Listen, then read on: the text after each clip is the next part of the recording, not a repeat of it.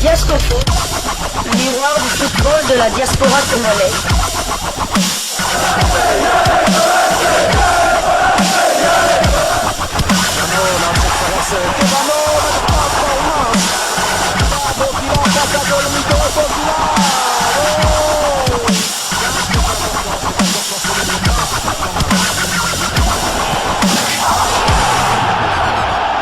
Diasco Foot, le miroir du football de la diaspora congolaise. Vous êtes sur Diasco Foot, le miroir du football de la diaspora congolaise.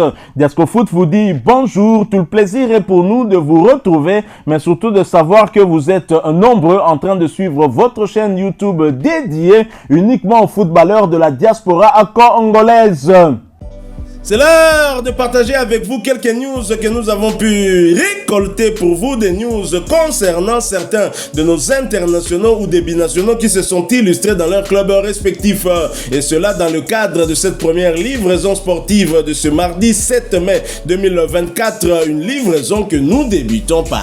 La Suisse, le FC Saint-Gallen débute parfaitement les playoffs en allant s'imposer à Lugano 0-1. Titulaire pour la 23e fois consécutive, Shadrack Akolo a délivré la passe décisive sur l'unique but de la rencontre marquée à la 44e minute de jeu. Son temps de jeu est de 2227 minutes sur 3442.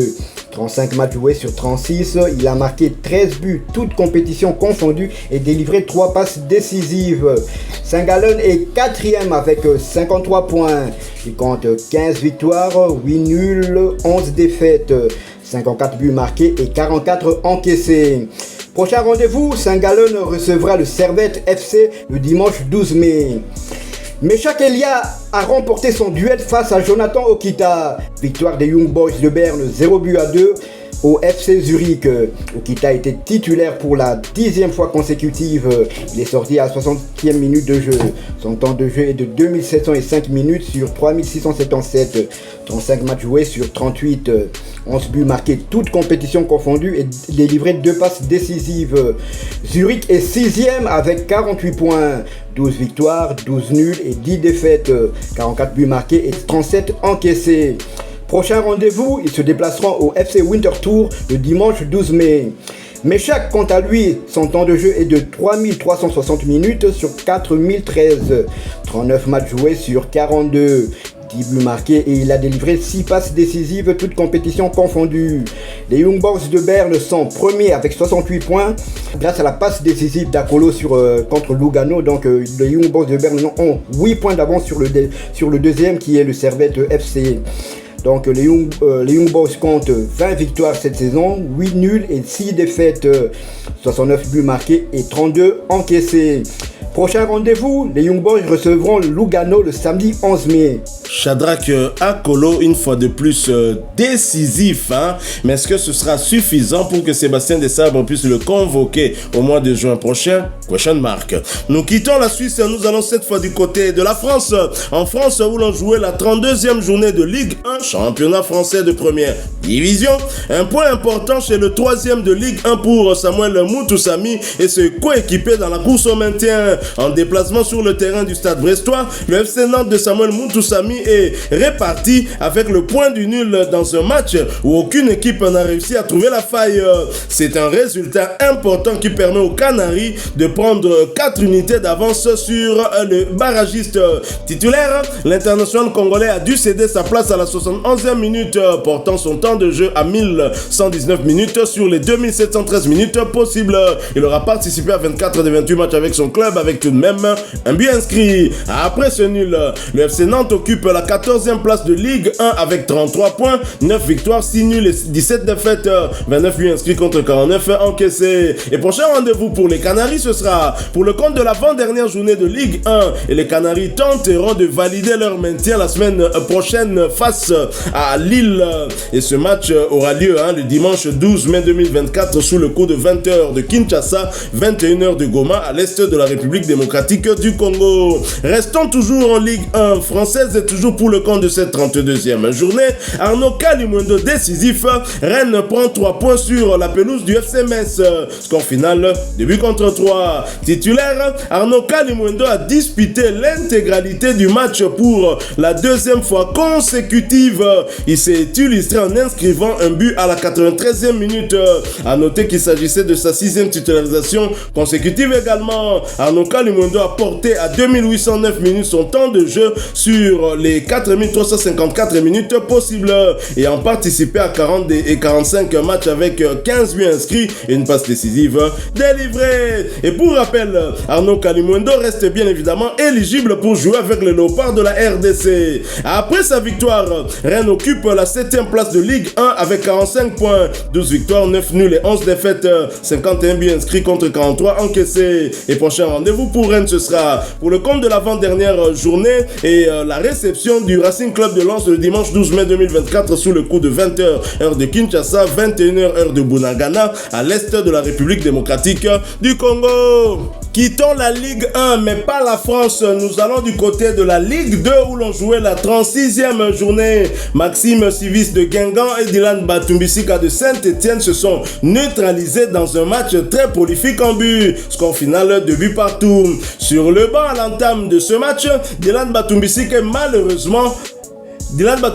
y est malheureusement resté, voyant son temps de jeu stagner à 2158 minutes sur les 3165 minutes possibles. L'international congolais a participé à 26 des 33 matchs avec son club avec à la clé et un but inscrit et une passe décisive délivrée. Après ce nul à l'extérieur, Saint-Etienne occupe la 2e place de Ligue 2 avec 64 points, 19 victoires, 7 nuls et 10 défaites, 46 buts inscrits contre 28 encaissés. Et les Stéphanois qui se rapprochent un peu plus de la Ligue 1 à seulement 2 journées de la fin de cette saison, espérant que Dylan Batumbisika et ses coéquipiers vont retrouver l'élite. Saint-Etienne qui est un club mythique de la France.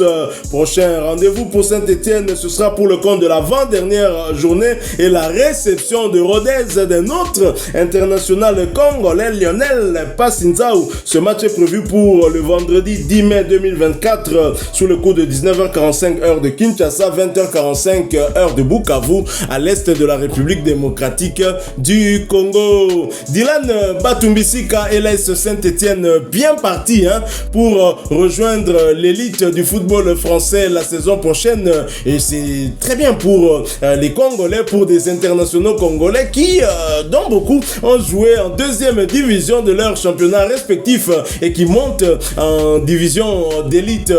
D'abord du côté de l'Angleterre, on a déjà au moins 2 internationaux, donc 2 joueurs d'origine congolaise qui pourraient en tout cas déjà être convoqués par Sébastien Desabre lors de la prochaine échéance, à savoir Axel Twanzebe ainsi que Stéphie Mavididi qui sont déjà montés en première ligue. C'est acté, on attend de voir comment Grady Diangane et ses coéquipiers vont se comporter puisqu'ils vont jouer les playoffs de la montée en France. On voit également Dylan Batumbisika qui se bat et pourquoi pas Lionel Passinzao et Rodez. Tout à fait, donc Rodez qui va probablement jouer les barrages pour accéder à la Ligue 1, mais Saint-Etienne, comme vous l'avez dit, sont très très bien partis. Pourquoi pas se monter en première division en battant Rodez ce week-end. Donc ça fera un Congolais de plus en Ligue 1, en sachant qu'il y a déjà le demi-dieu congolais, il y a Mutusami et il y a Gédéon Kalou, malheureusement lui son club est vraiment mal barré pour se maintenir, ou bien du moins on voit ils peuvent aussi jouer les barrages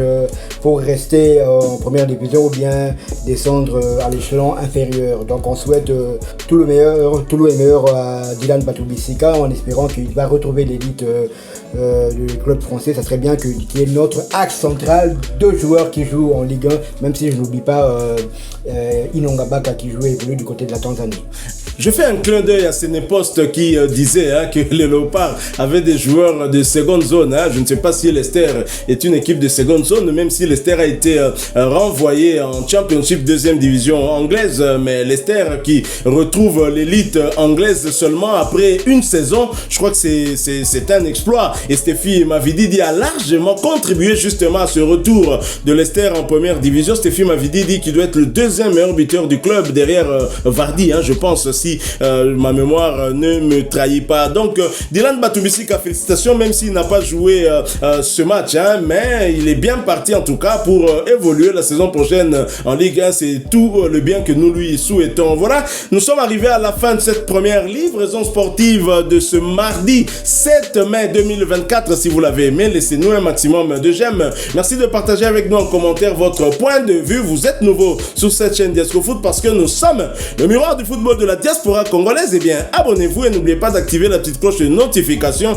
histoire de ne plus rien manquer des prochains sujets que nous allons vous proposer. Encore une fois, merci à vous avec espoir de vous retrouver bientôt dans un autre sujet d'actualité. En attendant, portez-vous bien. Diasco Foot vous dit au revoir.